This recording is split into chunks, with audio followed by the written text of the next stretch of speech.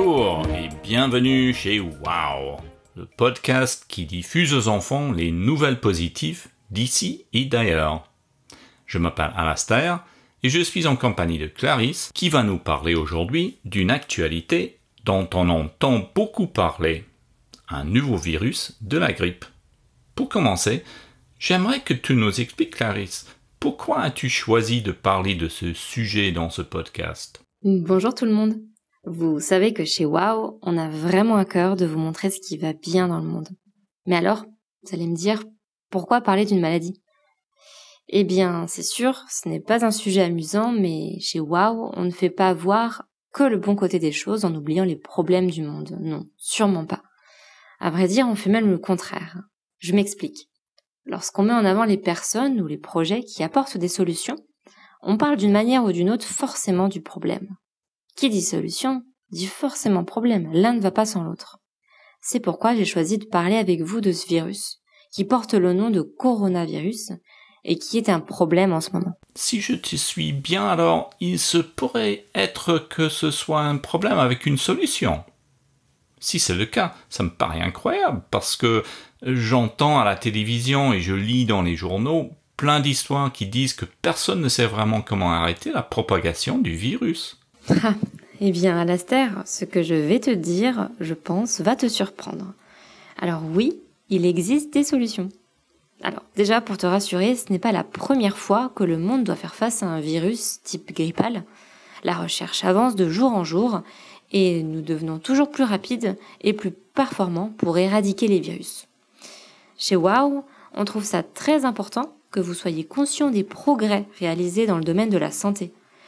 Ne sois pas trop inquiété par le nombre impressionnant d'articles et de débats autour de ce coronavirus. D'accord, mais que fait-on pour combattre ce genre de grippe ? D'ailleurs, j'ai entendu que la coronavirus provenait des serpents, c'est vrai ? Alors malheureusement, on ne connaît pas encore avec exactitude l'origine de son apparition. Mais les scientifiques ont avancé cette piste, en effet. C'est un virus que l'on retrouve généralement chez les serpents. Et sans trop savoir comment, il se pourrait qu'un serpent contaminé ait transmis le virus à un être humain qui lui-même a contaminé une autre personne et ainsi de suite. Ce genre d'épidémie arrive. Bon, la bonne nouvelle, c'est que les gouvernements ont réagi assez rapidement pour commencer à combattre ce virus. Par exemple, la première chose que le gouvernement chinois a décidé de faire en priorité, c'était de stopper la propagation du virus de toute urgence, pour éviter que les personnes malades contaminent d'autres personnes. Et nous avons exactement la même démarche chez nous. Nous prenons ce même genre de précautions dans nos maisons ou dans les transports, par exemple, pour éviter d'attraper des microbes, les fameux microbes de l'hiver, comme le rhume ou la grippe. La ville chinoise, où le virus a été identifié il y a tout juste quelques semaines, a été fermée pour endiguer la propagation du virus. Plus personne ne pouvait voyager. Tu as sûrement dû voir, je pense, une photo de ces habitants qui portent un masque pour éviter d'être contaminés. Beaucoup d'entre eux, d'ailleurs, restent chez eux.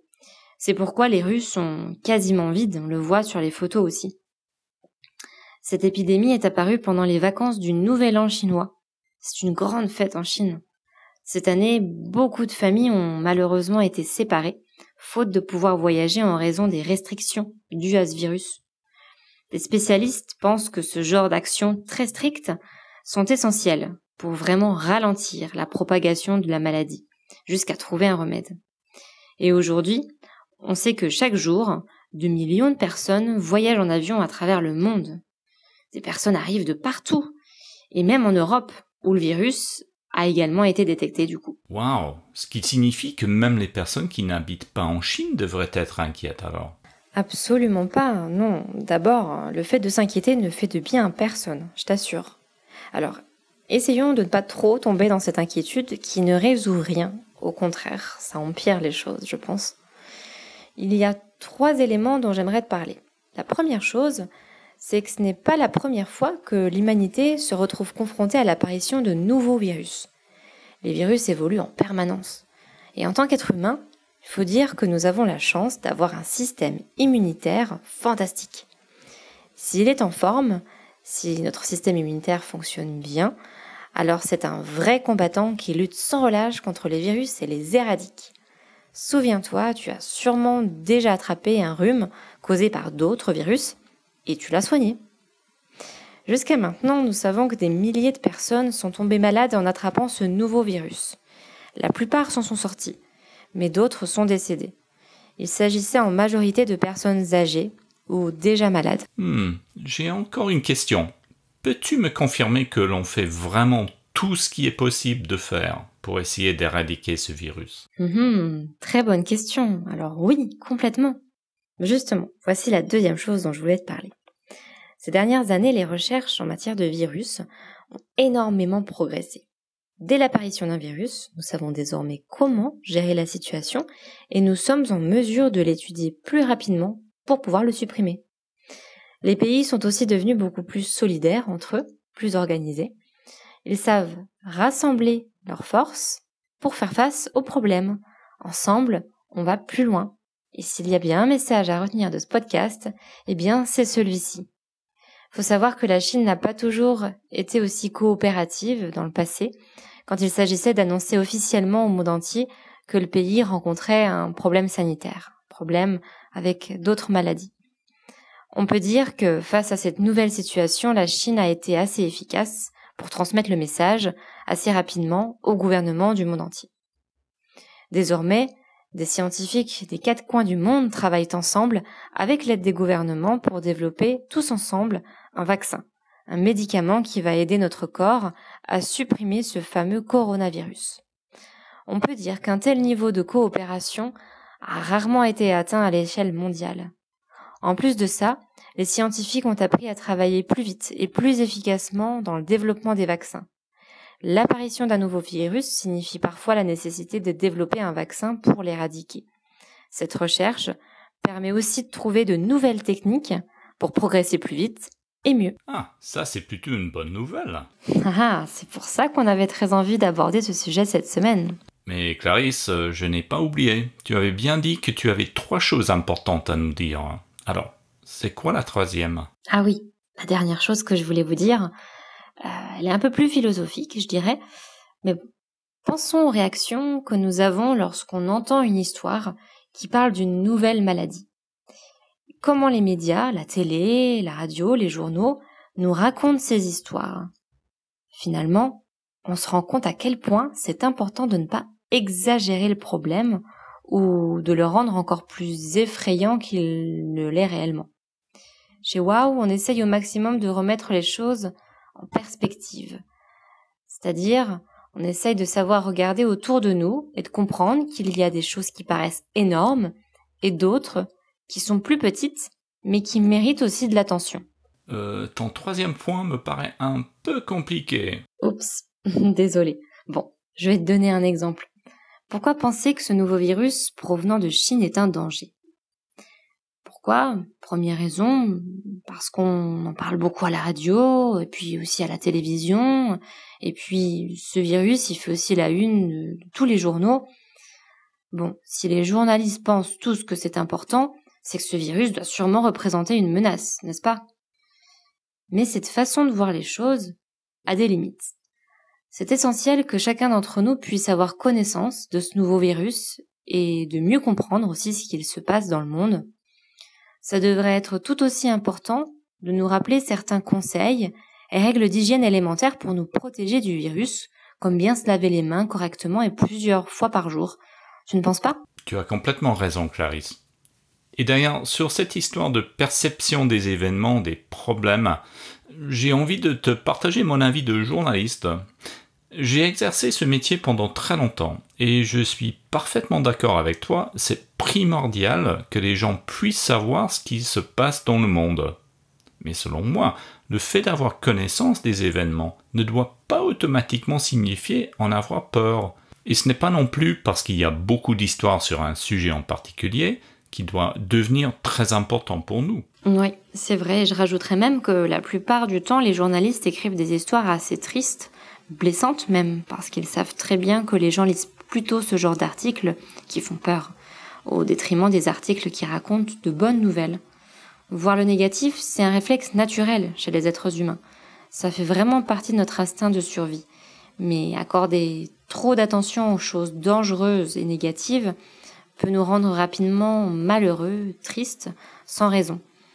Nous devons donc remettre les choses en perspective, et la bonne nouvelle, c'est que c'est possible, mais ça s'apprend. En perspective, c'est-à-dire? La perspective, c'est l'angle sous lequel on envisage quelque chose. C'est comme un dessin ou un paysage. Il y a des éléments qui apparaissent en grand et d'autres qui sont de taille plus petite, mais tout aussi importants. Il faut donc apprendre à voir ce qui est grand et aussi à voir ce qui est petit. Pour en revenir au virus, bien sûr, nous devons connaître l'actualité autour du virus. Il faut aussi savoir que d'autres types de grippe existent déjà. Pourtant, une grande partie des personnes s'en inquiètent pas autant, alors que ces autres types de grippe ont déjà tué de nombreuses personnes, malheureusement, et beaucoup plus que le coronavirus. On en entend beaucoup moins parler seulement parce que ces maladies ne sont pas considérées comme nouvelles. Quand on y réfléchit bien, ce n'est pas si nouveau que ça, surtout en plein hiver. Nous devons tous penser à nous laver les mains pour éviter d'attraper le virus de la grippe. Consacrer autant de temps à se faire autant de soucis pour cette nouvelle maladie en Chine, qui reste relativement rare encore à l'échelle du monde, nous ferait presque oublier qu'il existe aussi d'autres sujets en parallèle tout aussi importants. Voilà ce que j'entendais par perception. Le coronavirus est une maladie nouvelle et importante, oui. Est-ce un événement si primordial dans nos vies au point de s'en inquiéter très sérieusement chaque jour? Je ne pense pas. Merci Clarisse. Cela m'aide à comprendre pourquoi on parlait autant de ce virus. J'ai de nouvelles explications, nouvelles visions moins inquiétantes, je dois dire. Oui, c'est une belle leçon, je trouve. Si on commence un peu trop à penser à quelque chose qui nous inquiète, que l'on ne comprend pas vraiment et qui va même jusqu'à nous faire peur, il est possible d'en parler à ses professeurs, à ses parents ou à une personne en qui on a confiance, tout simplement, et qui pourrait peut-être nous aider. Eh bien, justement, il y a quelques jours, j'ai parlé de cette histoire de coronavirus avec ma maman à moi. Elle m'a vraiment aidé à relativiser les problèmes de notre époque. Non, maman est très âgée, elle approche les 100 ans. Et elle m'a raconté que lorsqu'elle était petite, son petit frère a été contaminé par la scarlatine. Alors ça c'est une maladie très contagieuse, mais elle est devenue très rare aujourd'hui et il est possible de le soigner assez facilement avec les médicaments. Mais à l'époque où ma maman était toute jeune, il n'y avait pas de médicaments comme ça. Alors quand son petit frère est tombé malade, les médecins l'ont tout de suite emmené à l'hôpital, loin de la maison. Ils l'ont mis en quarantaine. Alors la quarantaine, ça veut dire qu'il ne peut pas contaminer les autres membres de sa famille ou ses camarades de classe. Donc, la mise en quarantaine a aussi été appliquée dans cette ville de Chine où le coronavirus est apparu. Alors cela signifie que les personnes malades sont isolées, loin des autres, pour ne pas que la maladie puisse se propager.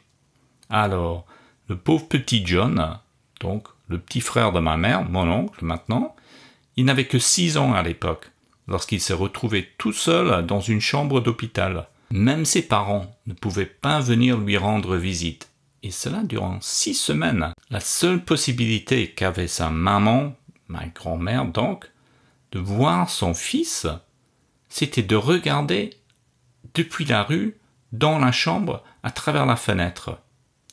Et la fenêtre était assez haute. Donc, l'un des proches de la famille avait eu la très belle idée de lui fabriquer une petite échelle en bois pour qu'elle puisse grimper les étages et enfin apercevoir son fils à l'hôpital. Imaginons. John, finalement, mon oncle, il a été quand même soigné et aujourd'hui il a 94 ans et je suis très heureux de vous confier qu'il est en très grande forme. Alors cette discussion avec ma maman m'a permis de me rappeler qu'au temps de ma mère, beaucoup d'enfants mouraient de maladies, et cela même dans les pays riches. Penser à ça m'aide encore plus à prendre conscience des immenses progrès que nous avons faits pour vivre plus longtemps et en meilleure santé. Waouh, quelle anecdote! Je crois qu'on peut te dire un grand merci d'avoir partagé cette très belle histoire inspirante avec nous à l'Aster. Merci à toi, Clarisse, d'avoir eu envie de parler de ce virus et, c'est promis, nous essaierons de relativiser de remettre les choses, comment tu disais déjà? Remettre les choses en perspective. Alors ça, c'est une vraie conclusion, waouh! C'est tout pour cette semaine, mais nous revenons bientôt avec une nouvelle newsletter et de nouveaux podcasts. Et si vous avez envie d'exprimer votre joie ou de nous faire part des choses à améliorer chez Wow, chaque remarque et chaque commentaire seront les bienvenus. Alors écrivez-nous à l'adresse mail indiquée sur la newsletter ou indiquée sur le site. En attendant, les prochaines nouvelles, j'ai une petite mission pour vous. Parlez de Wow à vos amis, à vos proches, à votre voisin ou voisine. Wow est gratuit, alors faites tourner le message. On compte sur vous pour agrandir la Wow communauté. À très bientôt!